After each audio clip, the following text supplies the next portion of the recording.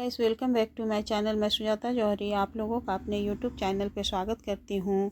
तो आइए आज हम लोग जानते हैं कि माघ के महीने में जो तीला एकादशी पड़ती है वो एकादशी हमें कैसे करनी है और एकादशी कब है एवं इसका पारण का समय और पूजा विधि कैसे होती है। तो तीला एकादशी के दिन हमें कैसे पूजा करनी चाहिए, तो आइए आज हम लोग जानते हैं। तो प्लीज़ आप लोग जो लोग मेरे चैनल को सब्सक्राइब नहीं किए होंगे सब्सक्राइब कर दीजिएगा और लाइक कर दीजिएगा एवं बेल आइकन बटन पे प्रेस कर दीजिएगा ताकि मेरा नोटिफिकेशन आप लोगों तक सबसे पहले पहुंच सके। तो आइए आज हम लोग जानते हैं कि तीला एकादशी का व्रत हमें कैसे करना चाहिए।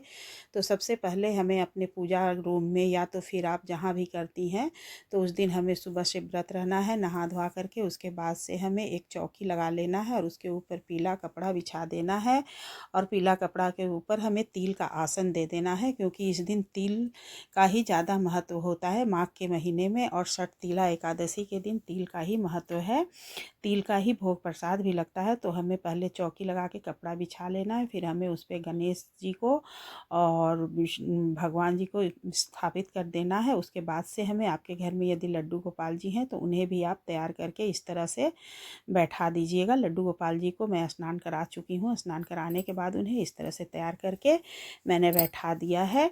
और फिर उसके बाद से हमें पूजा शुरू करनी है। तो पूजा करने के लिए हमें सबसे पहले गणेश जी की पूजा करनी है। उसके बाद से फिर अपने भगवान जी की, आपके पास लक्ष्मी नारायण की फ़ोटो होगी तो आप वो बैठा सकती हैं और नहीं है तो फिर ये आप विष्णु भगवान का फ़ोटो बैठा दीजिएगा, या तो फिर आप सिर्फ लड्डू गोपाल का भी पूजा कर सकती हैं। तो आपकी जैसी मतलब इच्छा हो उस तरह से आप पूजा करिए। और देखिए उसके बाद से हमें गणेश जी को स्नान करा देना है, विष्णु भगवान को और लड्डू गोपाल को तो स्नान करा कर ही बैठाई हूँ तैयार करके। तो फिर गणेश जी को हमें चंदन लगा देना है और विष्णु भगवान को भी हमें चंदन लगा देना है। चंदन लगाने के बाद से हमें उन्हें एक जनेऊ पहना देना है। एक जनेऊ हमें गणेश भगवान को पहना देना है और एक जनेऊ हमें विष्णु भगवान को समर्पित कर देना है। इस तरह से हमें उनके फ़ोटो पे लगा देना है। फिर हमें उसके बाद से गणेश भगवान को और भगवान को सभी को वस्त्र स्वरूप कलावा चढ़ा देना है। कलावा चढ़ाने के बाद से हमें गणेश भगवान को सिंदूर लगाना है। तो क्योंकि गणेश जी को सिंदूर लगाया जाता है इसलिए गणेश भगवान को सिंदूर लगा देना है। फिर हमें फूल चढ़ाना है। फूल आप गणेश जी के लिए पीला फूल, और यदि आपको फूल ना मिले तो आप बिना फूल की भी पूजा कर सकती हैं। तो फूल अगर मिल जाता है तो आप इस तरह से फूल चढ़ा दीजिएगा। यदि विष्णु भगवान के लिए पीला फूल मिल जाए तो पीला फूल चढ़ा दीजिए। गणेश जी को लाल फूल, पीला फूल, और अपने लड्डू गोपाल जी के लिए मैं डेली एक गुलाब का फूल लाती हूँ तो उन्हें गुलाब का फूल समर्पित कर दिए। यदि फूल मिल जाता है गुलाब का तो आप भगवान जी को भी लग चढ़ा दीजिए।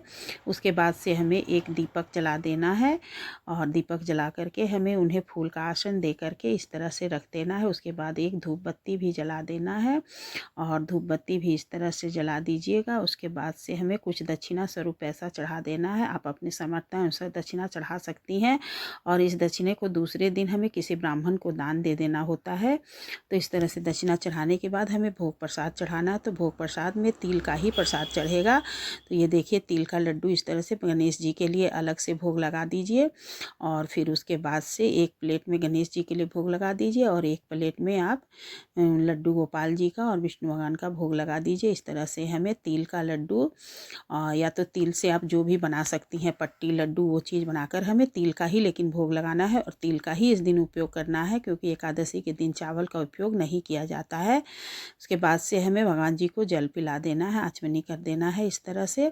और इसमें हमें तुलसी दल जरूर डालना है, तभी भगवान भोग स्वीकार करेंगे। यदि तुलसी दल नहीं होगा तो भोग स्वीकार नहीं होगा, इसलिए हमें तुलसी दल ज़रूर से ज़रूर डालना है। फिर हाथ में तिल लेकर के हमें भगवान जी से के सामने बैठकर तीला एकादशी व्रत की कथा को सुनना है और कथा समाप्त होने के बाद से तिल हमें भगवान जी के आगे इस तरह से डाल देना है। उसके बाद हमें क्षमा प्रार्थना कर लेनी है और फिर हमें भगवान जी की आरती करनी है। तो आरती करने के लिए हमें सबसे पहले गणेश जी की आरती करनी है। गणेश जी की आरती करने के बाद से हमें भगवान जी की आरती करनी है। ओम जय जगदीश हरे आरती कर देने से सभी भगवान की आरती हो जाती है, इसलिए हमें उसी आरती को करना चाहिए, मेरा ऐसा मानना है। और फिर आरती करने के बाद से हमें हाथ को धो लेना है, क्योंकि हाथ दीपक जलाने के बाद से अशुद्ध हो जाता है। कभी भी आप लोग दीपक जलाइए, आरती लीजिए तो फिर उसके बाद से हाथ को हमें धुल लेना है। और इस तरह से हमारी पूजा हो गई। उसके बाद से हमें भगवान से हाथ में तिल लेकर के क्षमा प्रार्थना कर लेनी है कि हे भगवान जी, यदि हमसे कोई गलती हो गई है तो उसे आप नादान बालक समझ कर के हमें क्षमा कर दीजिएगा। और फिर हमें दूसरे भोग प्रसाद उठाकर सभी को बांट देना है। और जो आप तिल का आसन दी थी उसे हमें छत पे डाल देना है कौआ चिड़िया के लिए। प्लीज़ आप लोग मेरे चैनल को अगर ज़रा सा भी अच्छा लगा होगा तो लाइक एवं कमेंट कर दीजिएगा।